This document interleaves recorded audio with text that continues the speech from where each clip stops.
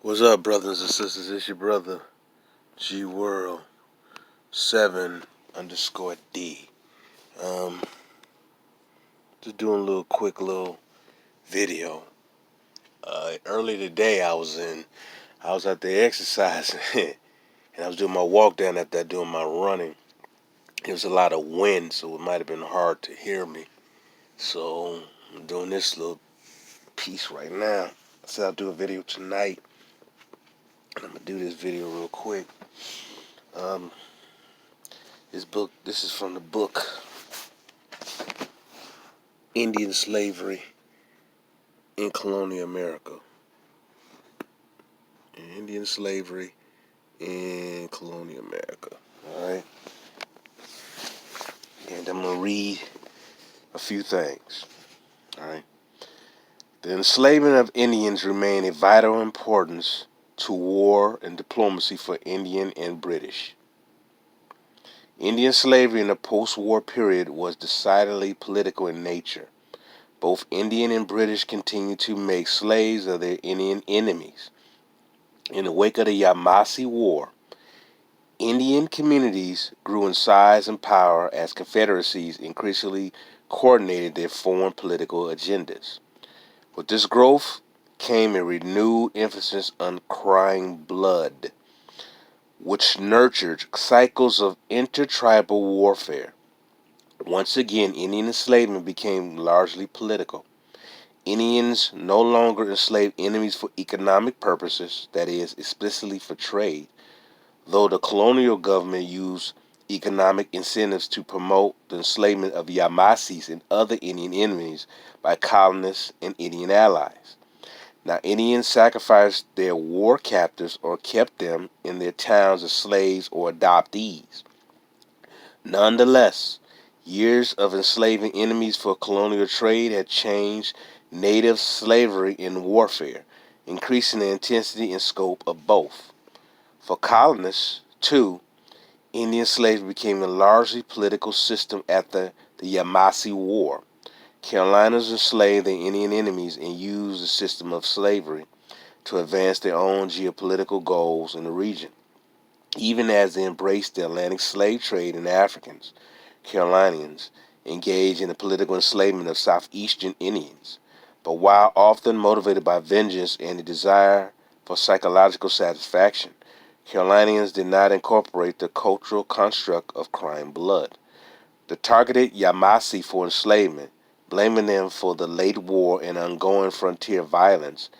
Using trade embargoes, the British tried to force Creek warriors to address the Yamasee problem by enslaving, killing, or relocating Yamasees. For the British, Indian slavery was not central to cosmological balance, but rather to political order. For Indian communities, both needs motivated enslavement in the post-war era. One of the most important consequences of the Yamasee War was a 4-decade-long cycle of revenge warfare it started between Creeks and Cherokees, in which captive taking was central. The Cherokee Creek War affected intertribal and international relations throughout the Southeast. Some Carolinians initially thought that this war worked to their advantage, preventing alliances which might lead to another pan-Indian war, but increasingly the war threatened British attempts at geopolitical dominance. Creek and Cherokee communities had engaged in periodical cycles of war and peace prior to Yamasee War. Cherokee and Creek towns alternatively claimed each other as enemy and kin. When pro-British overheard Cherokee agreed to a peace with Carolinians in October of 1715, they did so partly because they hoped for British assistance against Creeks. In August, Western Cherokee had attacked Coweta Creeks, killing 50 and taking all their women and children slaves. Anti-Creek rather than pro-Carolina settlement was likely the prime motivator for Cherokees to side with the Carolinas during the Yamasee War. Not all Cherokee towns shared this inclination to join the Carolinians against the Creeks. Lower Cherokees were reluctant to formalize a war with their Upper Creek neighbors. The borderland between the Lower Cherokees and Upper Creeks was the site of the most of the intertribal violence. Likely the Lower Cherokee worried that the levels of bloodshed will only increase if they declare war on the Creeks, while the conjurer of the Tugaloo in Lower Cherokee Town agreed to aid the Carolinas. He refused to war against the Yamasee, who were kin, or Creek Confederacy at large. The conjurer will only war with the Tugaloo, not Carolina, enemies. The Savannahs, the Uchis, the Appalachians. The Savannahs bore no connection with the Creeks. The Uchis and the Appalachians were not Creeks, but foreigners who recently had relocated to Lower Creek County, a country. And I'm going to stop there, man. I won't stop there.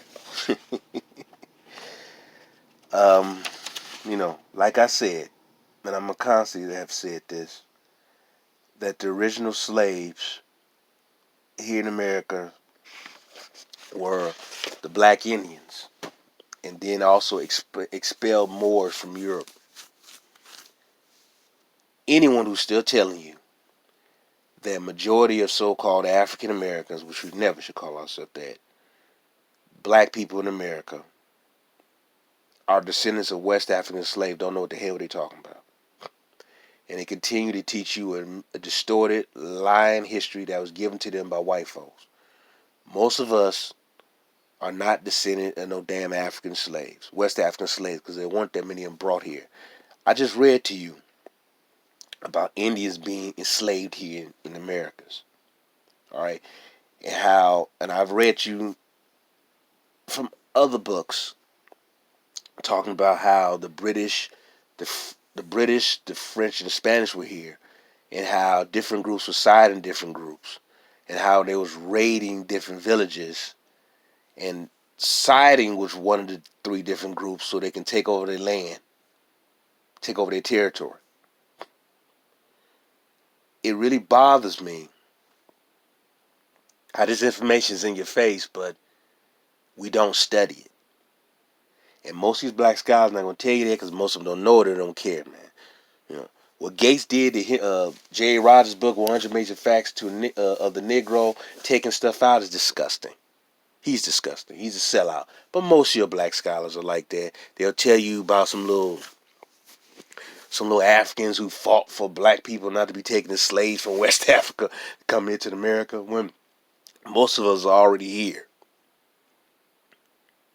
If you didn't hear me in the morning, I mentioned how the first white people that came to Americas weren't explorers, they were slaves. All right. You study ancient Egypt. Egypt did not have, Egypt wasn't just over in the Nile, stuck over in East Africa like some of these Negro storms would tell you. Egypt was over here in the Americas too. And many of you already know that. So you had multiple Egypts. Lots of times they'll take the slaves from one location and ship them in ships over to here. So a lot of that story about people being shipped over in ships was basically white folks. So they shipped them over here, and that's what they did they sacrificed them. A lot of them were servants or slaves of the black rulers who ruled over here. And you didn't hear me early in the morning because there was a lot of wind. Once the pharaoh or the king died, many of them were known as retainer slaves. Once the pharaoh or king died, they would kill them, murder them, and then bury them not far from the pharaoh, because the pharaoh or the king, everything he had in his living life, they'll have him with him in his next life. So they may bring like certain type of food and put it into like a tomb with him, or different artifacts that he had in his life, as well as his servants. So you had a lot of white slaves.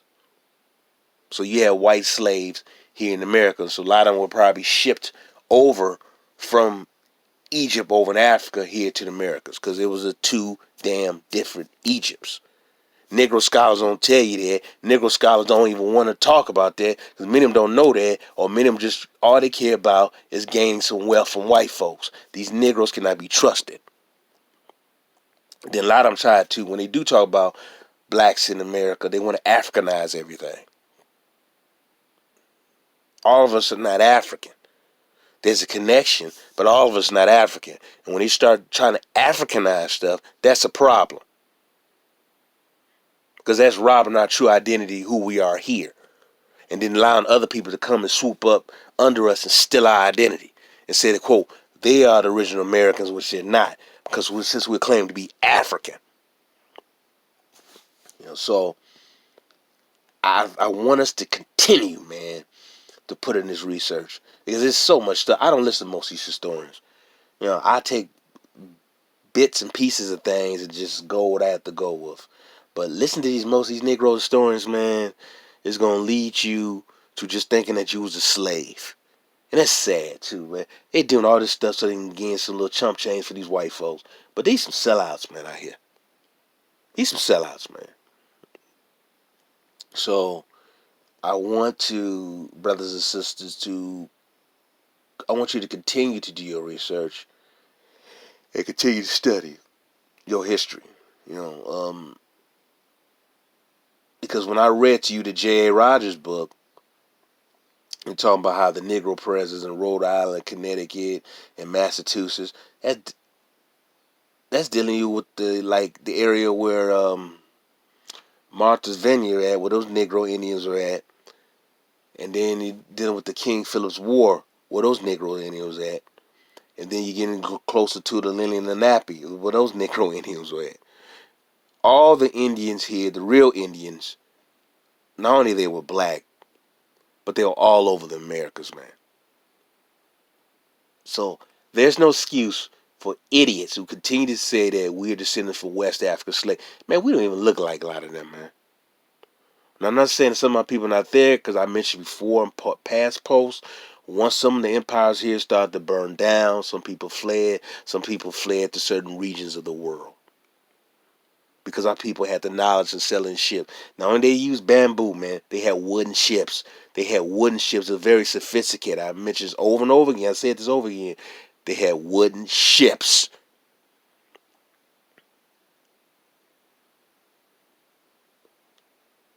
Our people had the knowledge.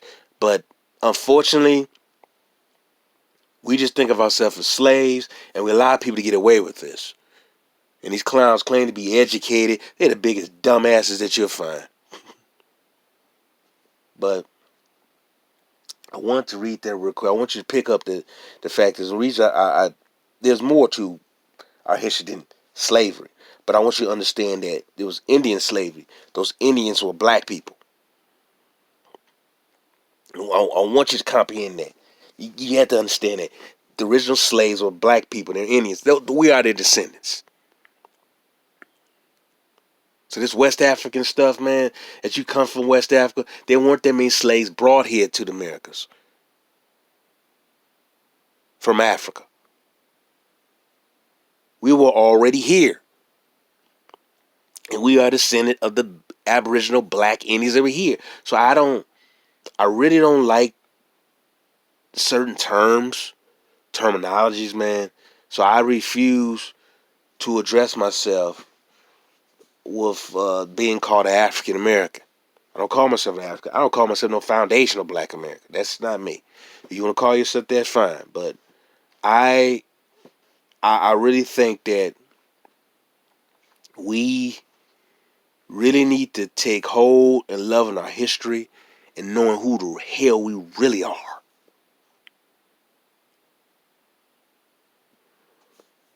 There's so much stuff I want to talk about that I'm going to talk about in my posts, man. But I wanted to get back because when the books I read to you were 100 Major Facts about the Negro with J.A. Rogers, when he talked about, like I said, Rhode Island, Massachusetts, I believe it was Connecticut, had an early Negro element. They're talking about those black Indians that were there. And then when the Europeans came over here, when they arrived over here, when the black Europeans came over here, they seen other black people. Because it was constantly selling back and forth, brothers and sisters here and there. If you listen to most of these Negro scholars, when they do talk about the black population, they always talk about they're selling from Africa. They never talk about how the blacks here sell to other lands. And it's really, it's you scratch your head, man. Like we didn't have the knowledge here to sail around the damn world. It just okay then.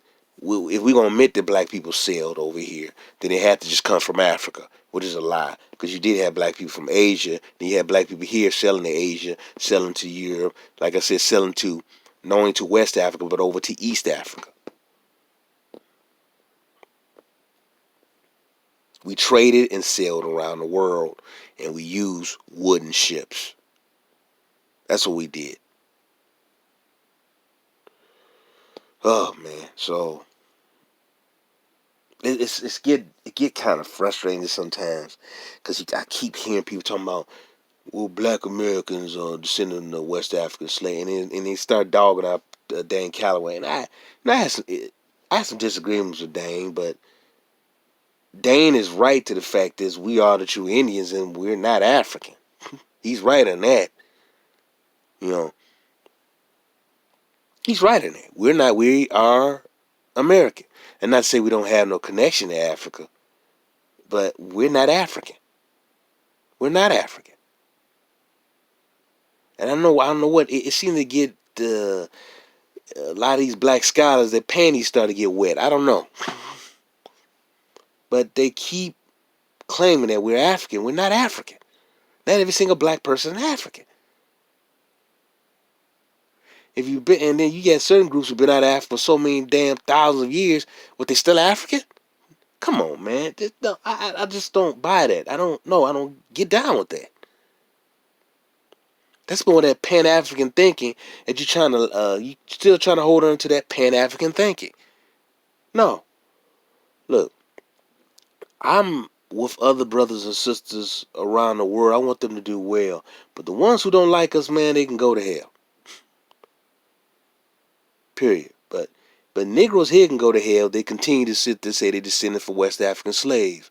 Oh man, we're black Americans are descended. No, we not. No, we not. No, we not. No, we not. And I want you to know that you're more than a slave and you're not descendant of no damn African slave. You're a descendant of the Aboriginal blacks, the mound builders, the culture builders that were here in this country. There's very different blacks that were here who build mounds, who build different structures, who build railroads, all different monumental structures here in America. There's very different blacks that were here. And I want you to know that. I want you to know that. I want you to understand that. Yeah, and it were broken off into various different nations. So you have various different nations here, warring amongst each other. And unfortunately, when it was warring amongst each other, they took sides with the different European groups. And that was their downfall. So, that's my video for now. I'm going to try to do another one tomorrow. But I want to emphasize this, brothers and sisters. I want you to know that you're more than some damn slaves from Africa. And when you hear people say that you come from, most black Americans come from Nigeria or whatever, that's a load of crap because we don't look like them. And and when people say that, just say all quote niggas look alike. And that's the most insulting thing you can say to anybody. We look we look different ways, we have different features, but we still have, we had that wavy to straight or woolly hair, whatever. But we're not all the same. All right. We're unique in our own right, and that's a beautiful thing. So I want to say that and get that out. And just talk about another book. I have so many other books I want to talk about. Information I'm gonna give out, I want to talk about. Because it's just so much out here, man. Like the Black Vikings, man. The original Vikings who were black, who were pirates, because the Vikings were basically damn pirates, sailed here to the Americas. So the first Vikings to sail here to the Americas were black. And then the later on, when you did have white ones who called themselves Vikings, they were educated and trained by the original black Vikings, the Moors.